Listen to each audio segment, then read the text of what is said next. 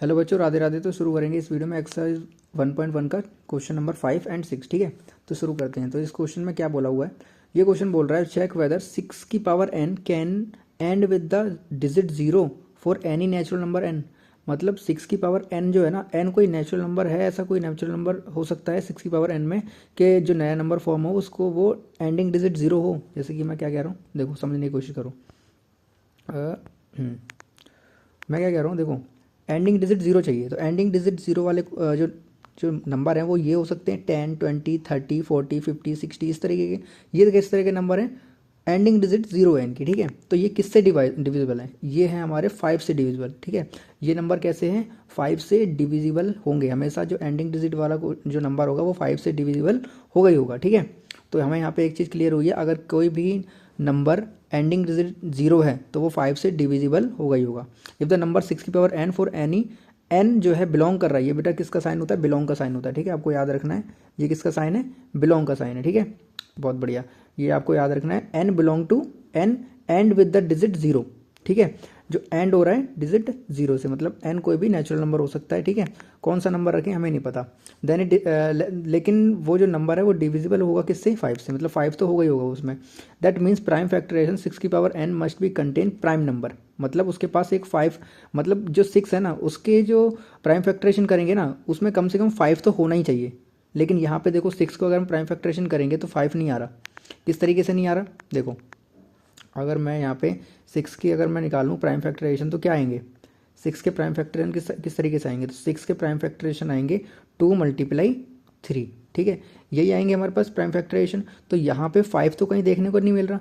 अगर यहाँ पे 5 नहीं आ रहा है प्राइम फैक्टराइजेशन में, इसका मतलब है कोई भी ऐसा नेचुरल नंबर नहीं है कि 6 की पावर उस पर डालें और वो एंडिंग डिजिट 0 बना लें। तो यहाँ पे 6 की पावर n जो है कभी भी क्या नहीं हो सकता, एंडिंग डिजिट 0 नहीं हो सकता। ठीक है, अगला क्वेश्चन करते हैं। ठीक है, अगले क्वेश्चन में क्या बोला है, अगला क्वेश्चन बोल रहा है explain 7 into 11 multiply 13 plus 13 and 7 multiply 6। मतलब ये जो नंबर दिया हुआ है ना, ये कंपोजिट नंबर है या नहीं, हमें चेक करनी है। ठीक है, किस तरीके से चेक करेंगे, देखो आओ बताता हूँ आपको। कंपोजिट नंबर चेक करने, कंपोजिट नंबर होते क्या हमें पता होना चाहिए। Composite number are those number which can be express as a product of prime. मतलब कंपोजिट नंबर वो नंबर होते हैं जो प्राइम फैक्टराइजेशन में हम उन्हें प्रोडक्ट के फॉर्म में लिख सकते हैं। ठीक है, मतलब उनके प्राइम फैक्टराइजेशन करके और प्रोडक्ट में के फॉर्म में लिख सकते हैं हम, जैसे कि एलसीएम में लिख रहे थे। ठीक है, तो जैसे पहला नंबर है 7 इंटू 11 मल्टीप्लाई 13 प्लस 13। तो यहाँ पे क्या आ रहा है 13 और 13, देखो इस आगे वाले नंबर में और पीछे वाले नंबर में कॉमन आ रहा है। तो 13 हम क्या ले लेते हैं, कॉमन ले लेते हैं। अंदर क्या बचेगा 7 मल्टीप्लाई 11 बचेगा सिर्फ, और प्लस में 1 बचेगा। ठीक है, तो यहाँ पे देखो हमें क्या आ रहा है, 7 को 11 से मल्टीप्लाई करेंगे 77 आएगा और प्लस 1। तो यहाँ पे हमारे पास जो नंबर फॉर्म हो रहा है वो कितना आ रहा है, 78 आ रहा है। और देखो 13 का तो कोई नंबर मतलब प्राइम फैक्टरेशन करेंगे तो कोई भी नहीं बनेगा, सिर्फ 13 ही बनेगा। ठीक है, लेकिन 78 के कई सारे बन सकते हैं। कौन कौन से बन सकते हैं, 13 मल्टीप्लाई 22 मल्टीप्लाई 3। ठीक है, तो यहाँ पे देखो कितने आ गए 13, एक तो नंबर ये हो गया, फिर 2 और फिर 3, मतलब यहाँ पे मोर देन 2 है। मतलब मैंने बोला था ना कंपोजिट नंबर के होते हैं क्या, प्राइम फैक्टरेशन कितने होते हैं, 2 से ज़्यादा होते हैं। मतलब यहाँ पे 3 आ रहा है तो ये कंपोजिट नंबर है, तो हमने प्रूव कर लिया ये कंपोजिट नंबर है। ठीक है, आगे करते हैं।